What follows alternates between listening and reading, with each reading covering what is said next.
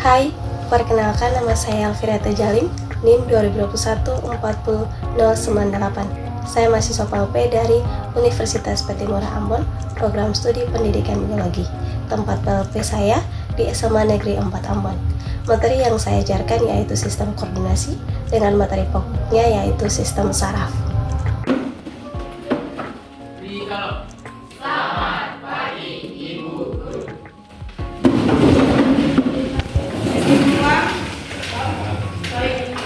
Ibu minta yang mau masuk ruangan kita dalam waktu.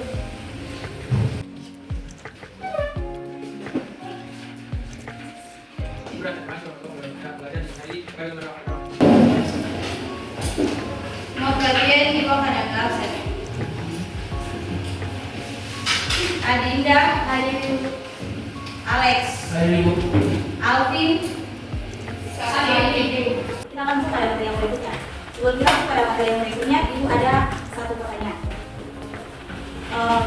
Bagaimana respon kalian ketika melihat sesuatu yang menarik?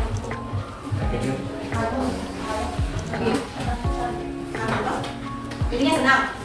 Nah, dari rasa senang itu, otak akan memberikan respon kepada otak untuk memberi respon kalau terbentuk menarik. Nah, otak ini merupakan salah satu sistem dari bagian saraf yang sangat besar untuk mengontrol tubuh kita. Jadi hari ini kita belajar tentang sistem koordinasi. Nah, pada sistem koordinasi ini terbagi menjadi dua, yaitu sistem saraf dan sistem endokrin. Jadi kita akan membahas yang pertama dulu tentang sistem saraf.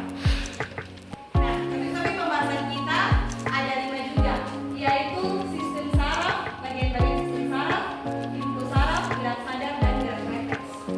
Nanti dengan tujuan pembelajaran kita ada 5. Yang pertama, tujuan pembelajaran kita. Yang pertama, siswa dapat mengetahui pengertian sistem saraf. Yang kedua, siswa dapat mengetahui bagian-bagian dari sistem saraf. Yang ketiga, siswa dapat mengetahui pintu saraf. Yang keempat, siswa dapat mengetahui gerak sadar. Dan yang kelima, siswa dapat mengetahui gerak refleks. Nah, kita lihat dulu pada pengertiannya. Yang di sini siapa sih? Nah, pada sistem saraf ini terbagi menjadi dua, sistem saraf pusat dan sistem saraf tepi. Kita lihat dulu pada fungsi saraf. Fungsi saraf yaitu yang pertama ada menerima rangsangan, memulai informasi, dan memberi respon. Menerima rangsangan itu seperti teman suka makan ini. Contohnya nih, kayak ya, atau kalau contohnya itu teman satu. Lalu rangsangan itu dari suara, kayak kaget. Itu namanya disebut dengan menerima rangsangan. Kalau memulai informasi apa? Contohnya ini memberikan pertanyaan. Nah, misalnya karena kita berpikir, nah disebut dengan memulai. Yang berikut memberi respon. Contohnya, ya. Contohnya tuh seperti itu jawaban pertanyaan.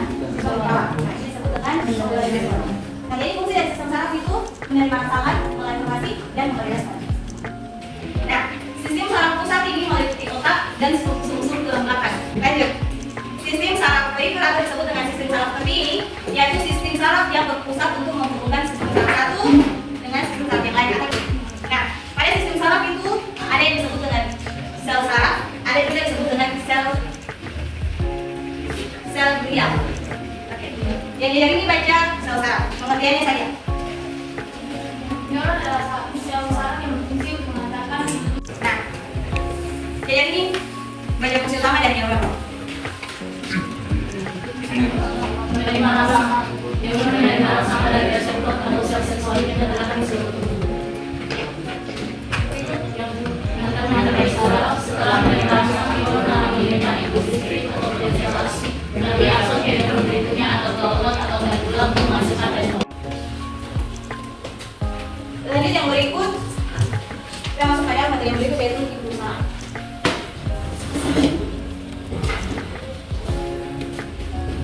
Pintu saraf ini adalah rangsangan atau sinyal listrik yang ditransmisikan oleh neuron dalam tubuh untuk mengirimkan informasi antar bagian tubuh. Nah, jadi fungsi dari imun saraf ini mengantarkan rangsangan yang ditransmisikan oleh neuron ke dalam seluruh tubuh. Lanjut. Proses terjadinya impuls. Semua baca bersama-sama. 1, 2, 3.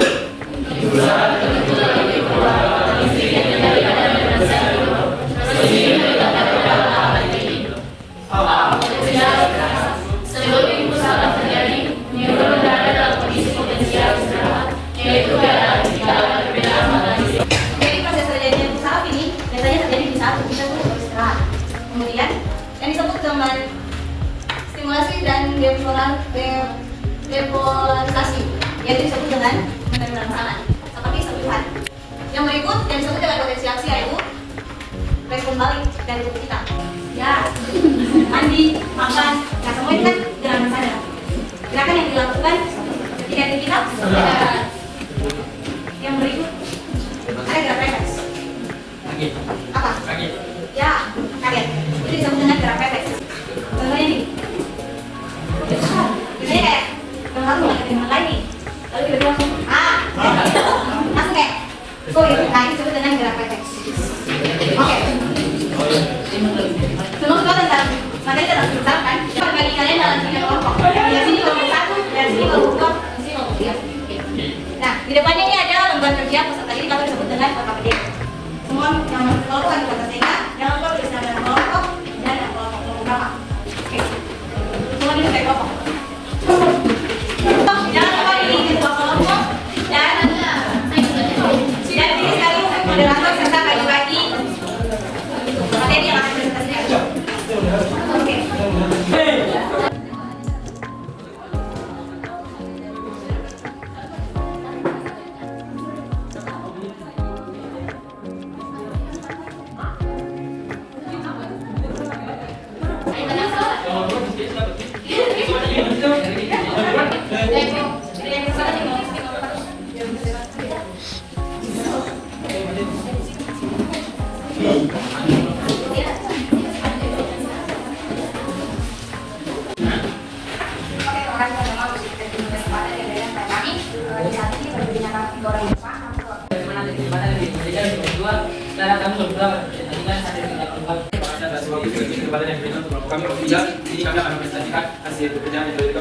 Saya menjelaskan bahwa pertanyaan yang pertama yaitu bagaimana sistem saraf mengontrol aktivitas tubuh. Nah, sistem saraf mengontrol aktivitas tubuh ini sel saraf nih akan memberikan respon kepada sel motorik. Kemudian motorik ini, kemudian otak akan memberikan respon kepada sel sensorik. Di mana sel sensorik ini akan memberikan respon kepada tubuh. Jadi sel saraf ini disebut dengan pusat dari tubuh atau yang disebut dengan otak. Yang berikut pertanyaan yang kedua, bagaimana stres mempengaruhi kerja sistem saraf? Nah, kalau kita sudah stres, maka aktivitas tubuh kita akan menurun. Kayak kita merasa sangat lelah, mau melakukan sesuatu itu rasa malas. Ya. Yang ketiga yaitu dampak stres jangka panjang terhadap kesehatan sistem saraf, yaitu penurunan daya ingat. Di sini semua punya daya ingat masih ada tuh? Masih. Yang ada stres toh? Atau di sini ada yang stres karena kita ada.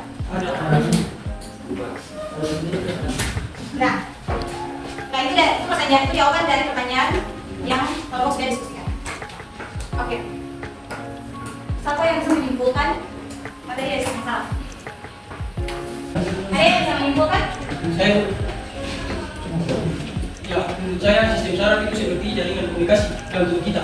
Fungsinya untuk melakukan segala aktivitas, mulai dari berpikir, bergerak, merasakan, sampai beradaptasi dengan lingkungan sekitar. Demikian jawaban saya. Terima kasih, semua berikan aplaus. Masih ada? Ya, terima kasih. Jadi menurut saya sistem saraf itu adalah sistem koordinasi utama dalam tubuh yang berfungsi untuk menerima, mengelola, dan merespon rangsangan dari lingkungan ataupun dari dalam tubuh. Terima kasih. Nah, jadi itu kesimpulan dari materi kita hari ini. Oke. Hari ini materi kita sampai di sini. Di depan kita akan lanjut untuk materi yang berikutnya. Teman, sebelum selesai yang proses belajar dari hari ini pada berdoa.